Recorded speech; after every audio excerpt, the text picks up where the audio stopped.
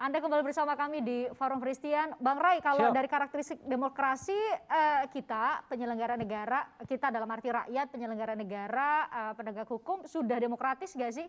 Misalnya dengan muncul wacana perpanjangan masa jabatan, padahal kan di aktivis 98 sendiri satu suara.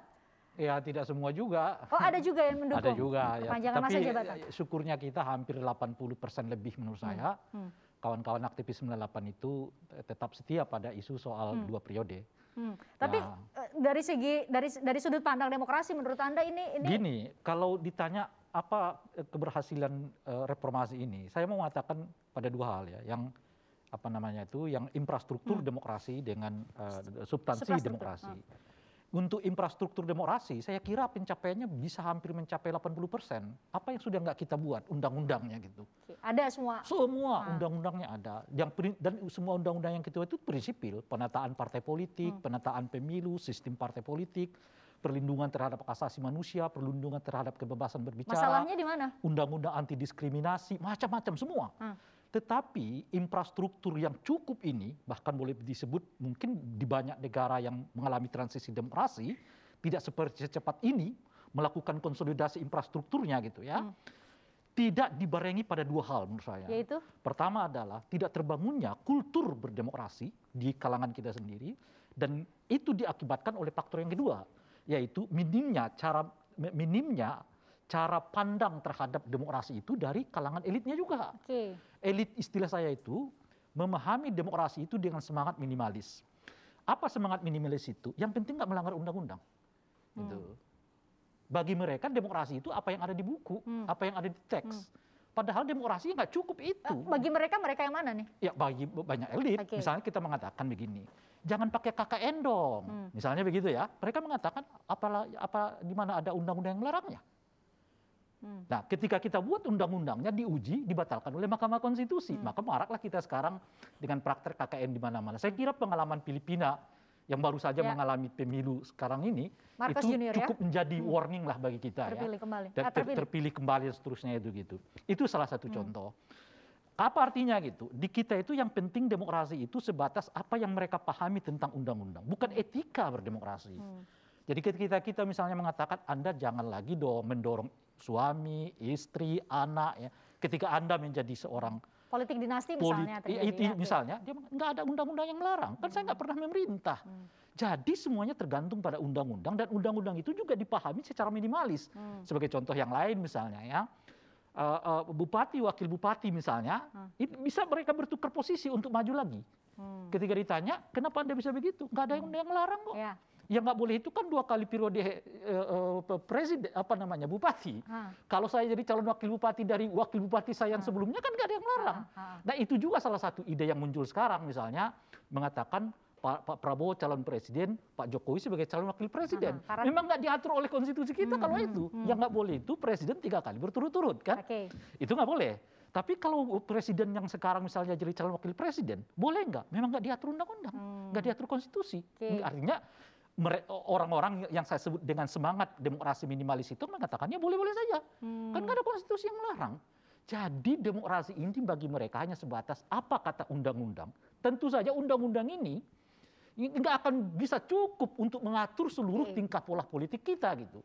Harus diingat ya, menurut dugaan saya, mungkin bisa dikoreksi oleh yang lain, Indonesia adalah negara salah satu yang paling tebal undang-undang pemilunya. Segini istilah saya itu banyak sekali pasalnya ya. Banyak sekali pasal. Apapun diatur di undang-undang pemilu. Tapi pada tataran pelaksanaan, yang saya khawatir lama-lama saya seringkali sambil jok sebetulnya saya katakan kepada kawan-kawan ini, jangan-jangan lama-lama undang-undang pemilu juga akan mengatur kaki mana yang duluan masuk TPS dan kaki mana yang duluan keluar dari TPS. Saking rigidnya. Nah, masyarakat beradab adalah masyarakat yang membutuhkan undang-undang tertulis. Etiknya. Etik. Terus jadi, siapa yang harus mengambil peran sebenarnya untuk? Saya ini seperti ayam dengan telur, tapi untuk kasus ini saya mengatakan kawan-kawan 98 yang sekarang. Yang sekarang masuk di banyak sektor di dalam dunia politik itu. Gitu. Baik itu di daerah maupun di tingkat nasional, baik di eksekutif, di legislatif, yudikatif. Ayo kumpul kembali.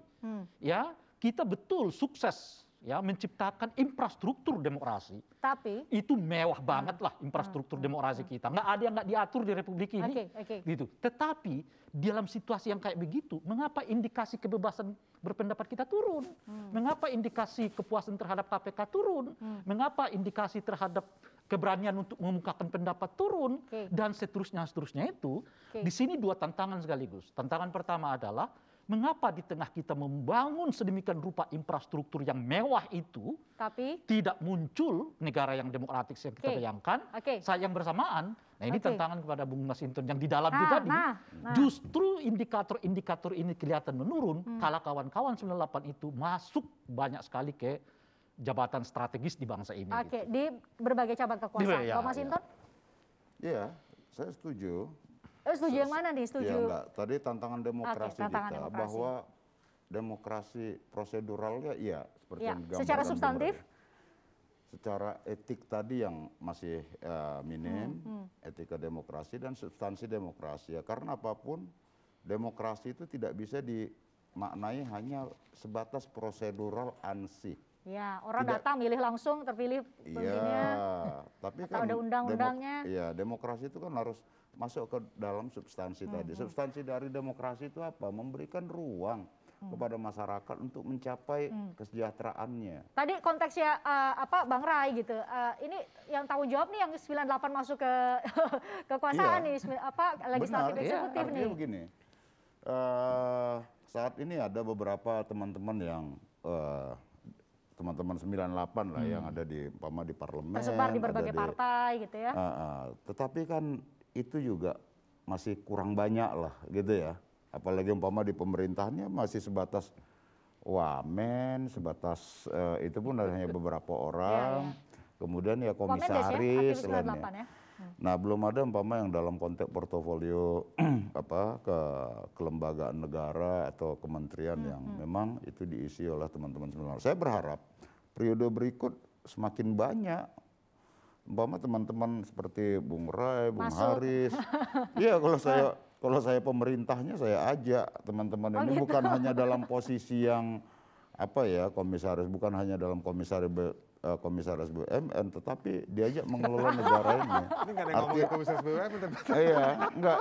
Jadi kalau saya mengajaknya. Jadi komisaris BUMN itu jadi masuk ke pemerintah maksudnya diartikan demikian ya? Kalau saya mengajak teman-teman ini jangan sebatas komisaris BUMN gitu loh. Dan permintaannya artinya harus dalam posisi-posisi strategis, karena saya lebih percaya pemahaman tentang substansi berdemokrasi itu dengan teman-teman yang memang ya berada dalam dinamika dan dialektika memperjuangkan reformasi dan demokrasi itu. Kalau yang sekarang nih elit-elit tua yang nggak pernah berproses ya, saya tidak katakan semuanya, tetapi sebagian besar yang tidak pernah berproses dalam perjuangan reformasi dan demokrasi itu. Kemudian punya kekuasaan. Saya tidak yakin itu dia akan bisa baik tadi secara etik dan secara substantif memahami. Mereka paham apa yang diperjuangkan. Apa yang substansi dari reformasi dan demokrasi. Bang Fajrul, benar karena kurang banyak nih aktivis 98 yang masuk ke pemerintahan, jadi masih kurang dalam efektif. Jabatan yang strategis ya. Dalam jabatan strategis, betul? Itu penyebabnya? Pak Sinton, benar dan keras.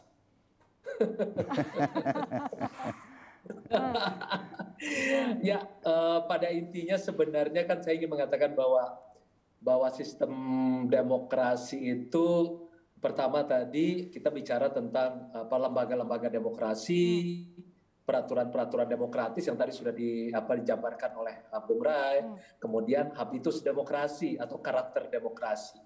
Nah, yang problem di karakter demokrasi dan di lembaga demokrasi, ini saya bersetuju nih dengan apa yang disampaikan oleh Bung Masinton. Inilah pentingnya seperti Bung Rai sampaikan tadi. Marilah teman-teman memasuki, karena demokrasi itu kan ada 5 arena yang betul-betul harus dikuasai. Pertama adalah masyarakat politik. Masyarakat politik itu ada partai politik, lembaga-lembaga politik lainnya, DPR, MPR, DPD, segala macam. Kemudian masyarakat sipil yang sekarang digauli oleh Bung Haris dan juga Bung Rey. Kemudian ada masyarakat ekonomi, jadi pengusaha, kemudian juga jadi di birokrasi, dan kemudian juga di bidang politik, di bidang hukum. Nah, yang penting menurut saya bagaimana kekuatan demokratis, kekuatan kaum reformis ini masuk ke dalam semua arena itu. Tergantung kepada apa yang menjadi minatnya. Misalnya orang seperti Ray atau kemudian orang seperti Bung Haris, dia tampaknya tidak terlalu tertarik di masyarakat politik atau kemudian di masyarakat ekonomi menjadi pengusaha. Kemudian tetapi lebih tertarik di masyarakat sipil dan di wilayah hukum seperti itu. Jadi kita tidak bisa memaksa, tetapi secara teoritis kelima arena itu harus dimasuki oleh kelompok apa yang kita sebut sebagai tokoh-tokoh demokrasi, tokoh-tokoh reformis ya? Atau para pejuang reformasi. Gak bisa kita menyerahkan arena-arena demokrasi kepada orang-orang yang anti demokrasi. Itu tidak mungkin. Jadi tadi yang disebut Bang Masinton, itu mimpi. Ya? Itu yang dikatakan oleh Bung Masinton. Itu benar. Dan itu yang diharapkan oleh Bung Rey. Mari masuk ke dalam semua arena-arena demokrasi. Jangan kemudian lalu berdiri di luar dan tidak mau bahwa ada nanti ada sedikit kesalahan dan segala macam. Toh ini masyarakat demokratis dan terbuka, kita bisa saling mengkritik.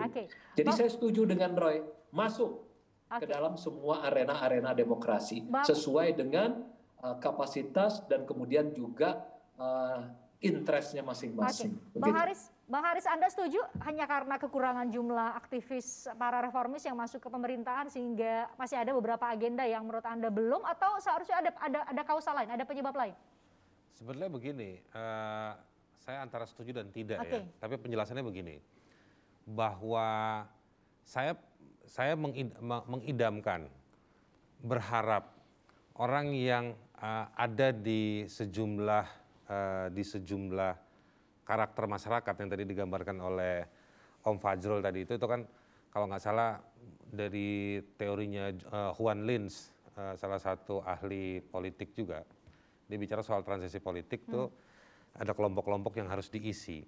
Nah memang saya lebih condong bahwa yang masuk ke dalam sana adalah orang-orang yang memang punya konsep dalam topik diskusi kita yang punya bukan relevansi atau bukan punya identitas, tetapi yang mengerti esensi dari 6 tuntutan atau agenda reformasi, lalu dia punya atau mau mendalami praktek demokrasi, bukan sekedar paham atau ikut pada satu event-event besar saja.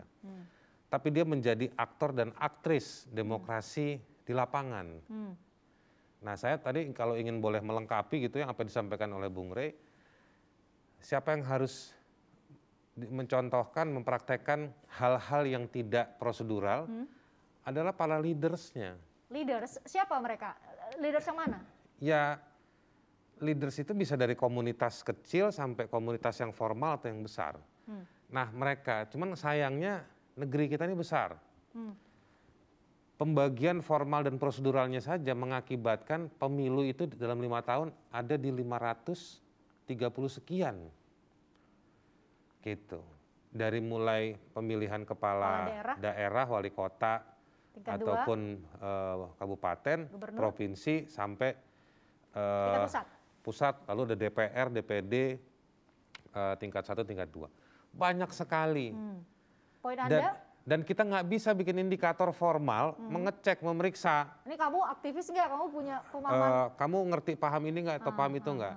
Yang dibilang aktivis itu ngerti demokrasi, banyak juga sekarang yang ngaku aktivis, saya ketemu di lapangan. 5 menit pertama dia anti korupsi. Ya.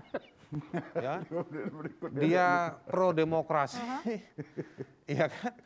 Tapi kita ngobrol 15 menit, dia gandrung dengan kekerasan, menghalalkan segala cara, udah ajaib-ajaib gitu. Yang Anda temui itu yang sudah yang saya mau maksud begini, struktur formal. Aktivisme itu adalah satu praktek yang dia punya keberpihakan pada nilai, standar nilai itu satu. Yang kedua, dia berani beresiko menjalankan pertarungan untuk mencapai nilai tersebut. Dalam artian baik maupun tidak. Ada nggak orang kayak gitu? Ada banyak. Ini Bung Rey saya udah teruji lah kayak gitu. Ada banyak orang seperti itu. Jadi menurut saya aktivisme itu Masinton bisa masuk ke DPR, ya kan? Itu juga saya tahu betul dia orang yang dulu di trotoar, di jalanan, kantornya jelek. Nah, itu udah dijalani. Tapi dia punya nilai, dia interestnya dibangun dari nilai dan dia jalani itu. Nah, itu yang harus didorong masuk, dikasih kesempatan. Tetapi sekali lagi tidak melulu harus formal di pemerintahan. Dia harus bekerja di komunitas. Struktur lain juga harus. Obama yang paling fenomenal ya. Dia itu lawyer. Dengan profesi lawyernya dia beraktivisme.